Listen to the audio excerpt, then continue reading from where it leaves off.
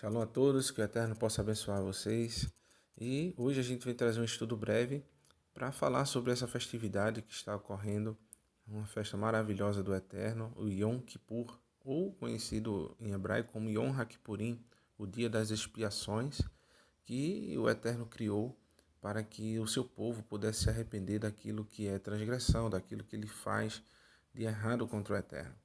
E tem por finalidade trazer o sacrifício, evidenciar o sacrifício feito pelo servo sofredor, aquele que Isaías relata, Isaías 53, para que nós pudéssemos ter a salvação novamente, nos aproximar novamente de Deus e fôssemos cobertos das nossas transgressões através do sangue precioso de Jesus, conhecido como Jesus, mas com o nome de Yeshua, que é a palavra para salvação em hebraico.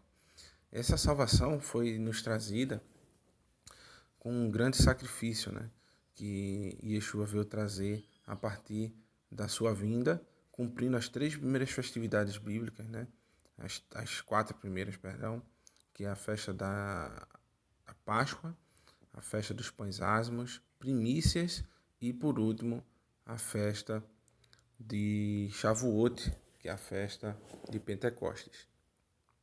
E, por último, Yeshua vem cumprir as últimas 3 festividades, que a primeira é a festa das trombetas, quando é aclamado o rei de Israel. A segunda, a festa de Yom Kippur, que é a festa que estamos cumprindo hoje, a qual o povo vai ter que ser colocado à luz dos seus pecados, que é justamente o julgamento. E por último, a festa dos tabernáculos, que é a habitação do Messias, a habitação do Messias no meio do seu povo. As 4 primeiras festividades foram cumpridas com o Messias como servo sofredor, aquele que veio nos purificar dos pecados. E tanto é que no capítulo 16 de Levítico, antes do formulário do que são as festividades, que é o conhecido como Levítico 23, o Eterno antecipa essa festa justamente depois da morte dos filhos de Arão, Nadab e Abiú cometeram uma transgressão contra o Eterno, e o Eterno dá logo esse mandamento no capítulo 16, Levítico 16, vai dizer o grande dia do perdão. E o Senhor falou a Moisés, depois que morreram os 2 filhos de Arão, por haverem se aproximado do Senhor. Então, a gente vai ver a partir do verso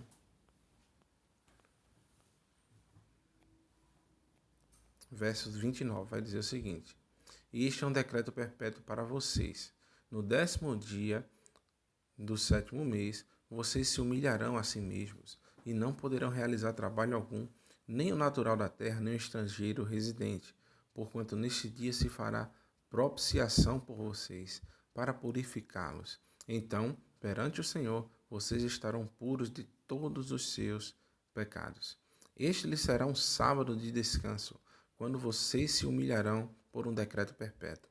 O sacerdote que for ungido e ordenado para suceder o seu pai como sumo sacerdote fará propiciação, porá as vestes sagradas de linho e fará propiciação pelo lugar santíssimo, pela tenda do encontro e pelo o altar. E todos os sacerdotes e todo o povo da assembleia, este será um decreto perpétuo para vocês. A propiciação será feita uma vez por ano por todos os pecados dos israelitas. Tudo que foi feito conforme o Senhor tinha ordenado a Moisés, e tudo foi feito. Então, o que acontece? Muitos vão dizer, mas nós não somos israelitas. Então, meu amigo, você está fora do reino do Eterno. Porque Paulo lá em Efésios 2 vai dizer que nós éramos gentios, agora somos participantes das promessas, somos enxertados, lá em Romanos 11 fala que nós somos enxertados na oliveira em Israel. E por que a gente vem trazer esse estudo, trazer essas palavras? Porque o sentido hoje do dia de Yom Kippur está às vezes sendo colocado ao lado. A gente vai ver aqui em Isaías, no capítulo 58, vai ter essa... Já tinha, o povo já estava sem o sentido verdadeiro do dia de Yom Kippur. Que vai dizer, Grite alto, não se contenha. Levante a voz como trombeta. É justamente o dia de Yom Kippur é anunciado com a trombeta, né? Anuncie o meu povo a rebelião dele, a comunidade de Jacó os seus pecados. Então, muitos hoje não têm o sentido verdadeiro do pecado. Mas o pecado, nós já sabemos que é a transgressão da lei. Ok, tudo bem. Mas por que nós continuamos, às vezes, com coisas simples que achamos que não é pecado? A gente chega para uma pessoa e vai falar mal de alguém e diz, olha, mas isso não é Lashon Hará, isso não é uma língua maledicente, eu não estou pecando. Eu vou te falar mal de tal pessoa, mas isso não é pecado, tá? Isso não é, eu não estou fazendo um comentário maldoso sobre a pessoa. Mas Yeshua nos ensinou que a gente deve ir primeiro até o irmão e comunicar a sua falta. Então, se aquela pessoa não foi comunicada ainda do seu erro, é sim uma Lashon Hará. Se você está dando ouvido para essa pessoa, você está sim praticando uma língua maledicente contra a pessoa. E no verso 2 diz, pois dia a dia me procuram, parecem desejosos de conhecer os meus caminhos, ou seja, conhecer os ensinamentos da Torá, como se fosse uma nação que faz o que é direito e que não abandonou os mandamentos do seu Deus. Pedem-me decisões justas e parecem desejosos de que Deus se aproxime deles. Por que jejuamos, dizem, e não viste? Por que nos humilhamos e não reparastes? Contudo, no dia do seu jejum, vocês fazem o que é de agrado de vocês e exploram os seus empregados. Seu jejum termina em discussão e rixa, em brigas e socos brutais. Vocês não podem jejuar como fazem hoje e esperar que sua voz seja ouvida no alto. Ou seja, Deus fala que muitas pessoas que estão em pecado acham que vão orar a Deus e essa oração vai chegar até o céu. Na realidade, ela não passa nem do teto. Deus diz que aquele que continua em pecado, que desvia os seus ouvidos de ouvir a lei, suas orações são abomináveis. Lá em Provérbios 28. Então a gente tem que entender que não adianta fazer um jejum, não adianta dizer-se arrependido, chorar diante de Deus neste dia, mas você, ao terminar do dia, você continua com os mesmos erros, os mesmos enganos. No verso 5 vai dizer, será que o jejum, que é esse o jejum que escolhi?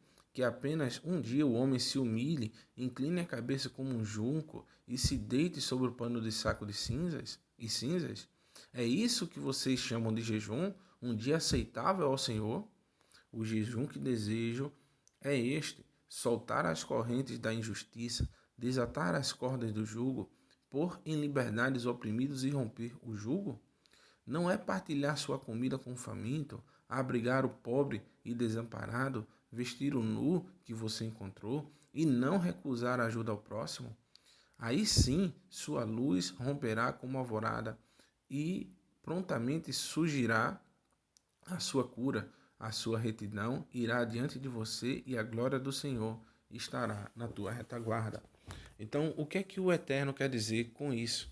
Ele está enumerando algumas transgressões que esse povo que estava jejuando se dizia justo por guardar o Shabat, por não comer carne de porco, por não comer camarão, por não, vamos supor, não ter imagem de escultura dentro de casa, mas existiam outras leis também que essas pessoas estavam em transgressão.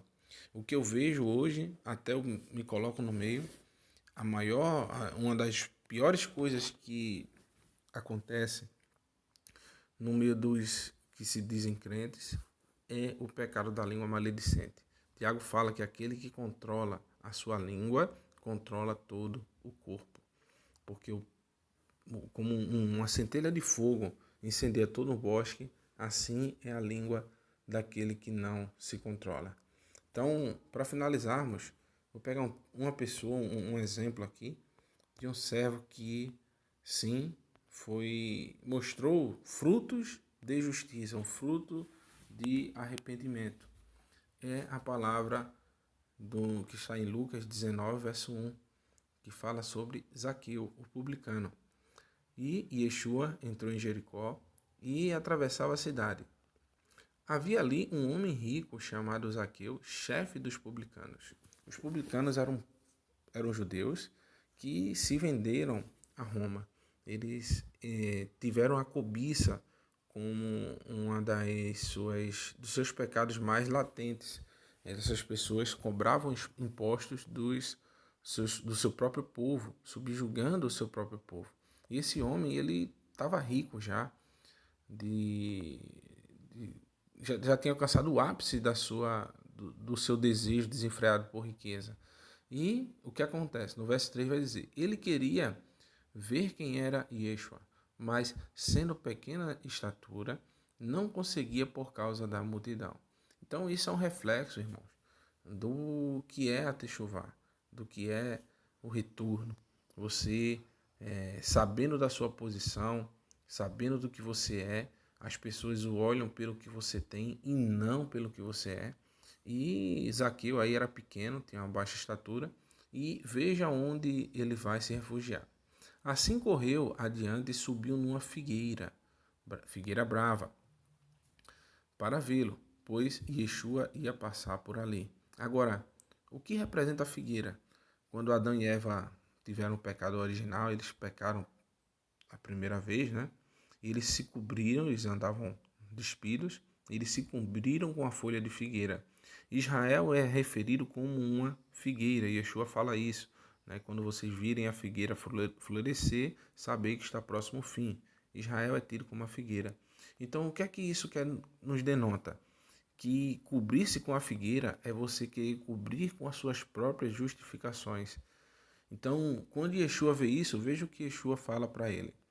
Quando Yeshua chegou àquele lugar, olhou para cima e disse, Zaqueu, desça depressa, quero ficar em sua casa hoje.